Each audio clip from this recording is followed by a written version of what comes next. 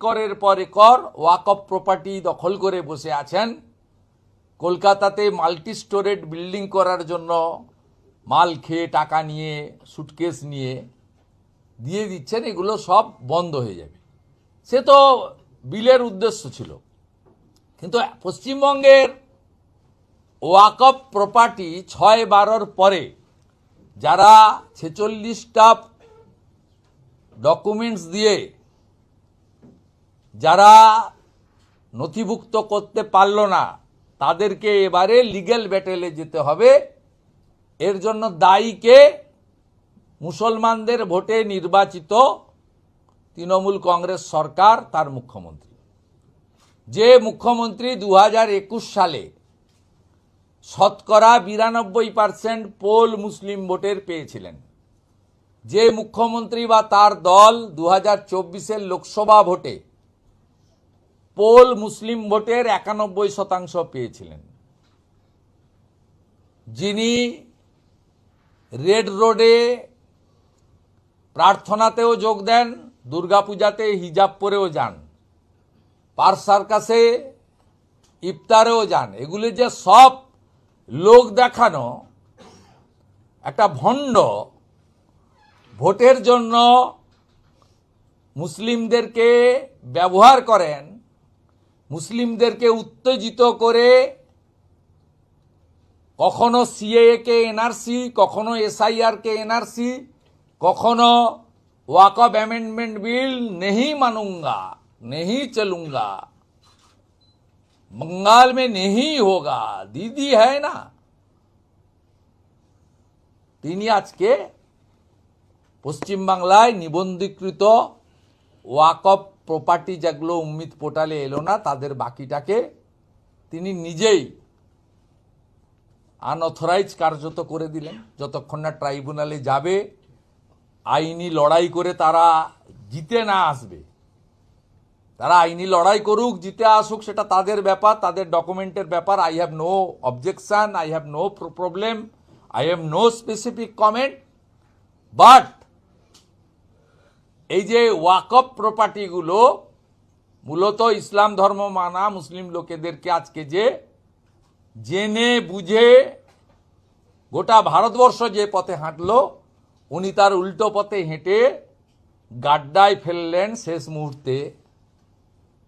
এর উত্তর কে দেবে? আমি চাই আমার এই প্রেস কনফারেন্সের পাল্টা প্রেস কনফারেন্স জনাব সিদ্দিকুল্লাহ চৌধুরী, জনাব ফিরাদ হাকিম, জনাব আবু তাহের, জনাব গোলাম মোহাম্মদ রব্বানি, জনাব খলিলুর রহমান, এরা একটা বড় করে প্রেস কনফারেন্স করুন, ইনক্লুডিং ওয়াকফ বোর্ডের পশ্চিমবঙ্গের চেয়ারম্যান এবং এনাউর সাহেব আর আহসান আলী। 4টে মিটিংয়ের মধ্যে 2টো মিটিংয়ে গেছেন, 2টোতে যাননি, আর 2টো মিটিংয়ে গিয়েও চা কফি খেয়ে সাইলেন্ট ছিলেন। 2019 সাল থেকে কেন করেছেন? শুধুমাত্র ভোট রাজনীতির জন্য কিনা, এই প্রশ্ন বিরোধী দলের নেতা শুভেন্দু অধিকারী করছেন। আর যারা মমতা ব্যানার্জিকে ভোট দেন, তার মিছিল মিটিং ভরিয়ে দেন, তার হয়ে গলা পাঠান, মিডিয়ার সামনে মুখ খোলেন, সোশ্যাল মিডিয়াতে আমাদের পোস্ট হলে নিজে গিয়ে পার্সোনাল অ্যাটাক করে কমেন্ট করেন, পরিবার তুলে কমেন্ট করেন, খুন করার কথা বলেন। কদিন আগেই একজন বিএসকে বসিরহাটের মিনাখাতে, পরে আবার ক্ষমা চেয়েছে, নূর আলী মোল্লা ক্ষমা চেয়েছে উইথ ফোল্ডেড হ্যান্ড। তিনি আমাকে তরবারি দিয়ে কেটে কুচি কুচি করে ভাসিয়ে দেওয়ার কথা বলেছেন। আপনাদেরকে উত্তেজিত করে, কিন্তু নরেন্দ্র মোদীজি সব সময় আইনের পথে হাঁটতে শেখান, আইনের পথে হাঁটতে বলেন এবং ভারতবর্ষকে আইনটাকে মেনে চলতে বলেন। আজকে যে সর্বনাশটা মমতা বন্দ্যোপাধ্যায় করেছে, মমতা ব্যানার্জির হয়ে 2021 যারা ক্যাম্পেনিং করেছিলেন, মাননীয় তোহা সিদ্দিকী সাহেব সহ যারা ক্যাম্পেনার ছিলেন, সরাসরি রাজনীতি করেন না, ধর্মগুরু বলা হয়, ধর্মপ্রচারক বলা হয়, এবং যে সমস্ত ইমাম সাহেবরা 2500 টাকা ভাতা পেয়ে ভোটের সময় ধর্মীয় স্থানকে মমতা বন্দ্যোপাধ্যায়ের ক্যাম্পেনিংয়ে ব্যবহার করেন, ইউসুফ পাঠান আবু তাহেরদের ভোট দিতে বলেন, হাজি নুরুলদের ভোট দিতে বলেন, তাদের কাছে আমার প্রশ্ন থাকলো, আমার এই প্রেস কনফারেন্সের পাল্টা প্রেস কনফারেন্স আপনারা করবেন, আর ভারত সরকার সব ভারতীয়র পক্ষে লড়েন। এই চিঠিগুলো কিরণ রিজিজুজি, মাইনরিটি অ্যাফেয়ার্স মিনিস্ট্রির, এগুলো হচ্ছে তার প্রামাণ্য দলিল। এ দলিল চিরদিন থেকে যাবে। এই দলিল নিয়ে আমরা মানুষকে বলবো, আজকে আপনাদের মাধ্যমে বলছি যে নরেন্দ্র মোদী সকলের হিতাকাঙ্ক্ষী, আর মমতা বন্দ্যোপাধ্যায় আপনাদেরকে গাড্ডায় ফেলার কাজটা করেছেন পশ্চিম।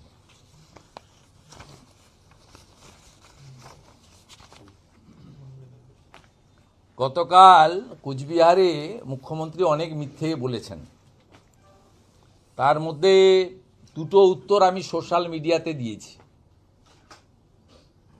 একটা হলো আমি টাকা দিয়ে ভোট কিনি না, বিজেপি কেনে, তার উত্তর আমি দিয়েছি। ওনার রায়গঞ্জের এমএলএ বলেছেন 5 বছরে 60,000 টাকা দেওয়া হয়, তাই ভোটটা তৃণমূলে দিতে হবে, আর অন্য কেউ ভোট চাইতে গেলে 60,000-এর বেশি নিতে হবে।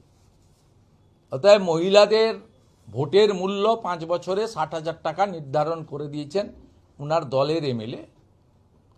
তা কালকে আমি সোশ্যাল মিডিয়াতে দিয়েছি। আরেকটা দিয়েছি মানরেগা নিয়ে তিনি একটা চিঠি ছিঁড়েছিলেন। এই চিঠিটা আমি আপনাদের কাছে আজকে প্রকাশ করে দিচ্ছি 6 ডিসেম্বর হাইকোর্ট সুপ্রিম কোর্টের অর্ডারে।